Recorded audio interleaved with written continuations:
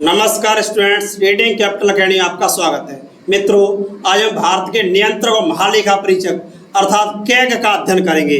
नियंत्रक और महालेखा परीक्षक को कैग कहा जाता है। इसकी व्यवस्था संविधान के अनुच्छेद 148 से 151 के बीच में की गई है। कैग अर्थात भारत का नियंत्रक और महालेखा परीक्षक। तो स्टूडेंट्स, नियंत्रक और महालेखा परीक्षक नियुक्ति राष्ट्रपति करता है। नियंत्रक और महालेखा परीक्षक की नियुक्ति कौन करता है? भारत का राष्ट्रपति।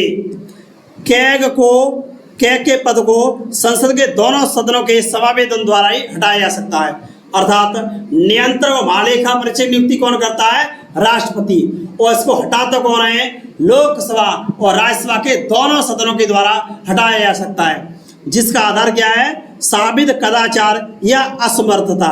इस तरह से संसद के दोनों सदनों द्वारा इसे हटाया जा सकता है और कदाचार या असमर्थता के आधार पर, यानी इसे हटाने की प्रक्रिया उच्चतम न्यायालय के न्यायाधीश के समान है।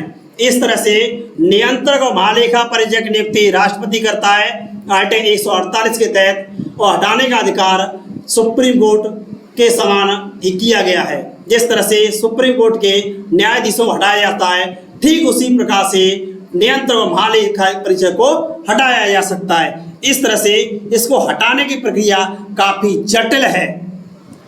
नेक्स्ट, इसकी पदावधि पद ग्रहण की तिथि से 6 वर्ष होगी, लेकिन 65 वर्ष की आयु प्राप्त करने पर अपने पद पर नहीं होगा।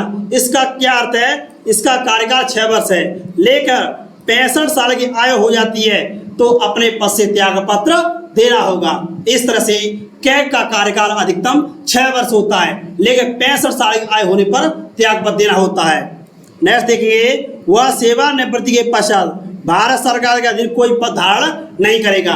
यदि कैग सेवानिवृत्त हो जाता है तो कोई पद धारण नहीं करता है। यह सार्वजनिक धन का संरक्षक होता है। क्या क्या होता है? सरकारी धन का संरक्षक होता है और सेवानिवृत्ति के बाद कोई पद धारण नहीं करेगा। कार्यकाल 6 वर्ष होता है, लेकिन 65 साल की आयु प्राप्त होने पर त्याग पत्र देना होगा। नेक्स्ट है, भारत तथा प्रत्येक राज्य और प्रत्येक संघ शासित क्षेत्र की संचित निधि से किए जाने वाले व्यय के, जो भारत सरकार की संचित निधि है या राज्य सरकार की संचित निधि है या संघ शासित क्षेत्र उनकी निधि है, उससे जो व्यय होते हैं उनकी निधि की जांच कौन करता है?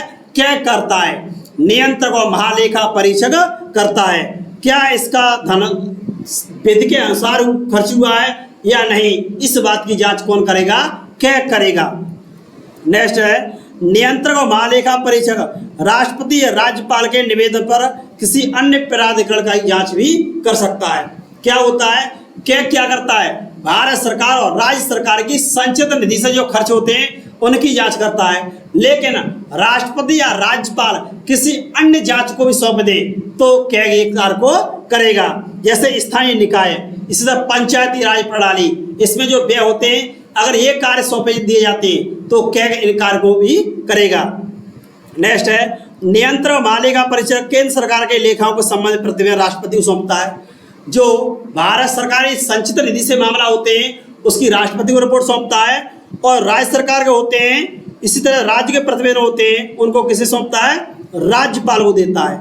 इस तरह से ये अपनी रिपोर्ट को राष्ट्रपति को सौंपता है और राज्यपाल को सौंपता है, राष्ट्रपति को और राज्यपाल को देता है। ठीक है स्टूडेंट्स।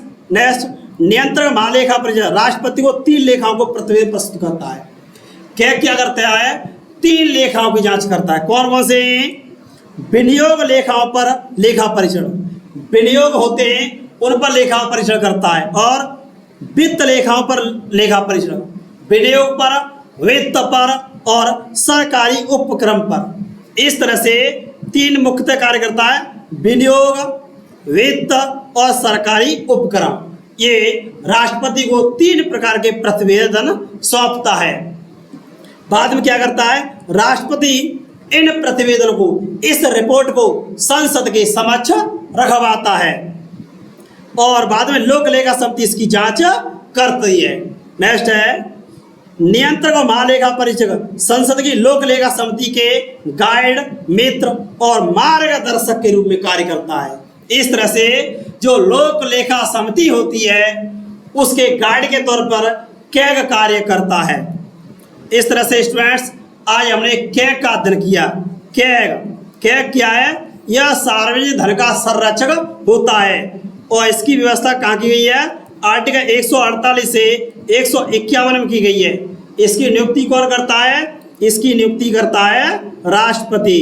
कैग की नियुक्ति राष्ट्रपति करता है और इसका कार्यकाल कितना होता है? इसका कार्यकाल 6 वर्ष या 65 साल की आयु तक होता है।